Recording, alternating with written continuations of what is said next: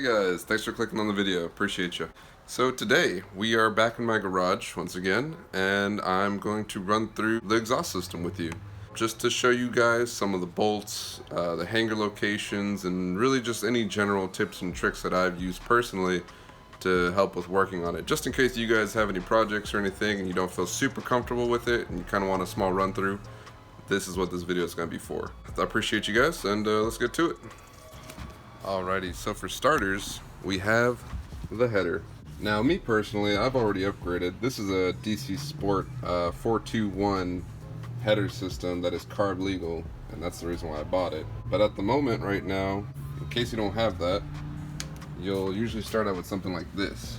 Now, this is just the stock header itself. There's usually a heat shield that goes along with it. It'll have 1, 2, and 3 little 12mm bolts. Also, don't recommend painting the heat shield, even with that heat-resistant paint you get from AutoZone.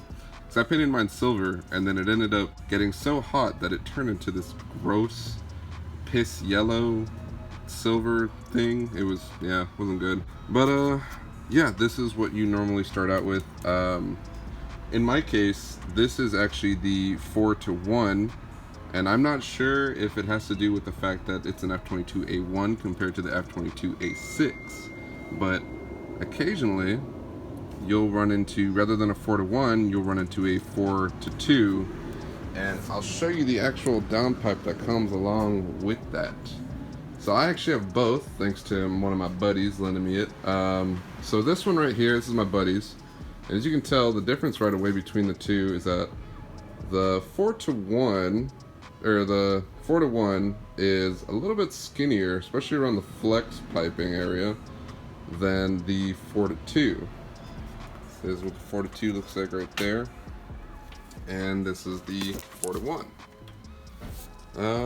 But yeah, it's very, very simple. Anyways, so for starters, these are the bolts that you're going to be messing with, and behind this you of course have your gasket, that little thing right there.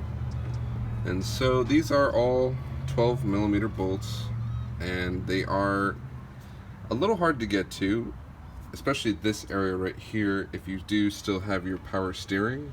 I personally don't, so it removed this bracket right there, and it made getting to that a lot easier, especially when it came to removing the heat shield as well, which is a pain in the ass. For the heat shield, it'll, like I said, it'll be 1, 2, and 3 12mm bolts. I recommend getting a ratcheting spanner wrench, because that's going to be the easiest way just to get them out in that tight little space if you still have your AC lines. And then from there, you do have your bolts down there, which connects to the downpipe itself. And we'll get down there. Also, I do recommend buying a Haynes manual when working on this stuff, just so you can get all the torque specs. It came in handy, so that was really nice. But yeah, let's get going. Alrighty, and we are now under the car. So that being said, this is also the downpipe that comes along with the DC Sport setup. And here you have an O2 sensor, which actually on the stock header, get over here. So on some I think on the 4.2, your O2 sensor connects in the middle of this, if I recall correctly. I can't be sure. But on the one I have, the 4-to-1, it connects right here normally. But since you have when you get the DC Sport header system, it actually gives you an extension that plugs into the stock one, and it just continues the wire so that you can route it to the back of your engine bay and bring it down under here where it connects, which is really awesome. Loud trucks. Okay, so as you see right here, you have 1, 2, and 3 bolts that connect the downpipe to your header, and those are all 14s. Extension definitely needed to get to those. But from there, if you notice, low life, scraping it up. From here, it bolts right into the catalytic converter right there, and to which those are 12mm bolts. I tell you right now, because I've taken that off and installed a test pipe, which was very fun, but also blaringly loud and horrible sounding. The problem is when you don't have any flexibility on the other side, especially since this side can bend down because you have this little flex pipe right here, which is great. The easiest way to install a test pipe in this case is really just to disconnect the entire exhaust from this point back. The reason for that being is because when we get to the other side, you'll see how tight of a space it is with the heat shield running above it, and that's why I say that it is best to just let it be. Alrighty, let's head farther back now, and I'll show you the rest. Okay, oh my goodness, tight squeeze, didn't lift the car up high enough, that's okay, we're still in here. Okay, cool, we are now at the catalytic converter. First thing you'll notice is that there is a heat shield. It is simple. That bolt right there, there is 1, 2, 3, 4 all around the edges of it. They are 10 mils. Simply take them off and you'll reveal the cat itself. I do not recommend taking off this heat shield, for it is great protection for the cat. See?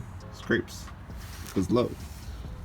From there, you'll see that we have a set of hangers right here, 1 and 2. One hanger is disconnected because I'll show you a quick little tip if you didn't know. That helps you remove and put them back on, basically. Just a quick little shot of lubricant of some kind and they slide right in. Very easy, very cool. I'll show you in a minute. But basically, this hanger right here is attached by those two 10 mils. Once you take those off, this thing will dislodge from the piping itself, and then from there it'll just hang by itself and you can have free access to the pipe. Continuing on from there, we go farther down, and right here is a stock resonator. And actually that doesn't really affect much as far as you know, shooting fire and popping stuff goes, which is really cool. Just so you know, yeah, if you do run a test pipe on one of these, you can shoot fire. So it's really awesome. But again, you know, more scraping, more low. And then from here farther down, we have an S pipe, and then basically from there is the muffler. It's a very simple exhaust system. 100%. Everything's super bolt-on. Once you remove the cat and then the muffler itself, you are 100% straight pipe, which is really cool. So if you want to make, you know, loud bang bang noises, that's pretty much how you do it. So let me show you real quick this cool little trick with the hangers, just so it could save you a bunch of time, because I promise you, 9 times out of 10 these haven't been touched since factory, so they're just awful, just absolutely awful. So let me show you that real quick. Do tight squeeze. Okay, so basically you just get any kind of liquid that seems kind of lubricated, you know, just any form of lubrication really. I'm using isopropyl alcohol, but you can also use brake cleaner or bolt buster or whatever. Basically, you're just gonna get some of this fluid out of here. Just squeeze it all over there. Just get that nice and lubricated. Now we're just gonna take this, 2 hands, and oh, you know what? That hanger actually split in half. Wow, okay, didn't know that. That means I have to get a new hanger. I had no idea. Okay, so I have to get a new hanger, but basically that's just how it's done. You just you just lube it up and then slide it in, just like most things in life. Alright then, moving on. Yeah, I thought it was weird that thing was disconnected, because I was like, I don't remember doing that, but hey, you know what, this is great. I could do a quick little lesson on how to, you know, reconnect it, but, yeah. Oh well. Moving on. Alrighty, and now we come down to the rear. So, there you have we have your S pipe back here again, and this leads right into our muffler. Except as you notice, my muffler is disconnected at the moment. I will explain why in a second. But first off, let me say this. There is no hanger on this S-pipe. The only hanger is back where I mentioned that little bracket. So, if you do decide to if you decide to do something like this, which is disconnecting your muffler so you get nice loud pop pop pops and, you know, bing bang booms and whatever, bolt it back on, or else this whole thing right here is going to be just hanging, grinding on the floor, making loud, terrible noises. You know, I mean, it's supposed to make loud, terrible noises, but not like that. But yeah, so this is the system right now that I got going on right here. Originally, it's two 14mm bolts that connect these together. And the reason there are no hangers on this S-pipe is because if you look back here, there's a hanger on the rear of the muffler setup. And then the other two hangers, if you follow it up through here, are 1 and 2 on the other side. Now, this muffler right here is actually the dual tip off the EX model, which I believe looks so much better.